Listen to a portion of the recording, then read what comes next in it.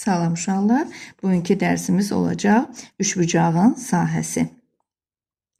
Üçbucağın sahəsini bilmək üçün üçbucağın təpə nöqtəsindən hündürlük çəkirik. Hündürlüyü hansı tərəfə çəkiriksə, həmin tərəflə hündürlüyün hasilinin yarısına bərabərdir üçbucağın sahəsi.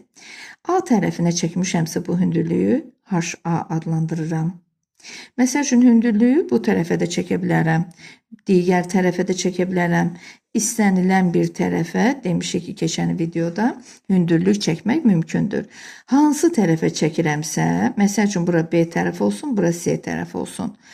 Onda hansı tərəfə çəkirəmsə, həmin tərəflə hasilinin yarısına bərabərdir. B tərəfinə çəkirəmsə, indeksinə B yazıram ki, qarışmasın. C tərəfinə çəkilmiş hündürlüyü də HC adlandırıram. Demək, onda S bərabərdir. Demək, 2-də 1 vurulsun A vurulsun HA. Və yaxud da 2-də 1 vurulsun B vurulsun HB. Və yaxud da 2-də 1 vurulsun C vurulsun HC. Bir sözlə, demək, üçbucağın sahəsi onun tərəfi ilə həmin tərəfə çəkilmiş hündürlüyün hasilinin yarısına bərabərdir. Yəni, S bərabərdir 2-də 1 AH. Yəni, ən əsas düsturumuz oldu 2-də 1 AH. Üçbucağın sahəsini ayrı düsturlarla da tapa bilərik. Məsəl üçün, indi düzbucaqlı üçbucağın sahəsinə baxaq. Düzbucaqlı üçbucağın sahəsi necədir? Biz bilirik ki, aşağı siniflərdən siz düzbucaqlının sahəsini keçmişsiniz. Biz bunu ştrixli xəttlərlə düzəltsək, düzbucaqlıyı tamamlasaq, düzbucaqlının sahəsi necə tapılırdı uşaqlar? N vurulsun uzunluq. Düzdür? Bu da düz diagonal düz ortadan çəkildiyi üçün, yəni simmetri oxu olduğu üçün düzbucaqlı tən iki hissəyə bölünür də. Onda demək üçbucağın sahəsi nəyə bərabər olar? Düzbucaqlı üçbucağın sahəsi. Düzbucaqlının sahəsinin yarısına. S bərabərdir 2-də 1 A vur B. Yəni, demək bir sözlə düzbucaqlı üçbucağın sahəsini tapmaq üçün katetləri bir-birinə vurub 2-yə bölürük. 2-də 1-ə vurmaq 2-yə bölmək deməkdir. Aha, bu düzbucaqlı üçbucağın sahəsi.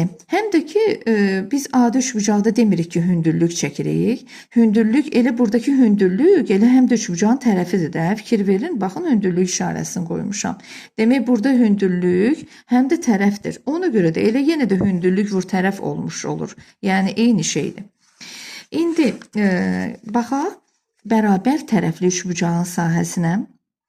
Bərabər tərəfli üçbucağın sahəsini bilmək üçün Fiqor teoremini də bilmək lazımdır. Onu da ki, keçən dərsimizdə izah eləmişəm, videoda izah eləmişəm. Bərabər tərəfli üçbucaq nə idi? 3 tərəfi, üçü də bir-birinə bərabər idi. Buradan bir hündürlük yenə çəkirəm. Demək, 3 tərəfi, üçü də bir-birinə bərabərsə, bu A-dırsa bu A-dır. Amma hündürlük bərabər tərəfli üçbucaqda üçbucağın oturacağını yarı bölür. Hündürlük, median, tən bölən, yəni çəkilmiş üçü də üst-üstə düşür və qarşı tərəfi yarı bölür. Yəni, bura A böl 2-dir. Burada A böl 2-dir. Yəni, yarısıdır, tərəfin yarısı. İndi, onda mən hündürlüyü necə tapa bilərəm bərabər tərəfli üçbucaqda? Yazıram ki, demək, Fiqor teoreminə görə, baxın, katetlər bunlardır. Düz bucağa bitişik tərəflər katetdir. H burada katetdir. Bir də A bölü 2 katetdir. Bu, düz bucaqla üzböz tərəf nədir uşaqlar? Hipotenuzdur. H-ın kvadratı bərabərdir. Hipotenuzun kvadratından çıxaram. A bölünsün 2 digər katetin kvadratını. Tapmış olaram hündürlüyün kvadratını. Bu da bərabərdir nəyə? A kvadratı çıxılsın. A kvadratı böl 4. Altına 1 atsaq, 4-ə tamamlasaq. Olar 4A kvadrat çıx A kvadrat eləyər 3A kvadrat. Əgər hündürlüyün kvadratı buna bərabərsə, hündürlük özü nəyə bərabərmiş? Kökün altında 3A kvadrat bölünsün 4-ə bərabərmiş. Onda demək A kvadratından kökdən çıxar A, 4-dən çıxar 2, 3-dən amma heç nə çıxmaz. 3 qalar kökün altında. Demək, bu oldu hündürlüyün düsturu. Bərabər tərəfli üçbucaq üçün hündürlüyün düsturu nə oldu? H bərabərdir A kökdə 3 böl 2. Bu düsturu qeyd edin. Bərabər tərəfli üçbucağın hündürlüyünün düsturu. İndi baxaq bərabər tərəfli üçbucağın sahəsinə. Bu bərabər tərəfli üçbucağın oturacağıdır. Düzdürmü? Demək, bu da əslində bütünlükdə A idi də. Bizim də adi düsturumuz necədir üçbucağın sahəsi düsturu? Hündürlük vur oturacaq böl 2. AH böl 2. Amma məndə burada H-ın qiyməti var da, düzdürmü? Aparı qoyuram yerinə. Yazıram ki, S bərabərdir. Baxın, əlvəcən AH yazıram. S bərabərdir AH böl 2. Bizim düsturumuz əslində budur. Amma demək, burada mən aparıb yerinə nəyə qoyuram? Hündürlüyü. A, bu A-nı saxlayıram, vurulsun. Hündürlük nədir? A kökdə 3 bölünsün 2, bir də bölünsün bu 2. Baxın, demək oldu. Bunun altına biraz sağ, bu yuxarı vurulur. Olur A kvadrat kökdə 3 böl 2 böl 2. Nə olur? Böl 4 olur. Qabağına elə qarşısına bir S yazım. Bu da demək bizim oldu. Bərabər tərəfli üçbucağın sahəsi düsturu. Bir də üçbucağın sahəsi düsturu var. O da Heron düsturudur. Heron düsturu üçbucağın üç tərəfi məlum olduqda tətbiq edilir. Məsəl üçün, istənilən bir üçbucaq çəkirəm. Üçbucağın tərəfləri verilib təkcə A, B, C. Amma hündürlüyü yoxdur. Hündürlüyü yoxdursa, onda mən Heron düsturu ilə üçbucağın sahəsini tapa bilərəm. Demək, Heron düsturu necə idi? S bərabərdir. Kökün altında P vurulsun, P çıxılsın A, vurulsun, P çıxılsın B, vurulsun, P çıxılsın C-yə. P çıxılsın C. Bu Heron düsturudur. P burada yarım perimetrdir.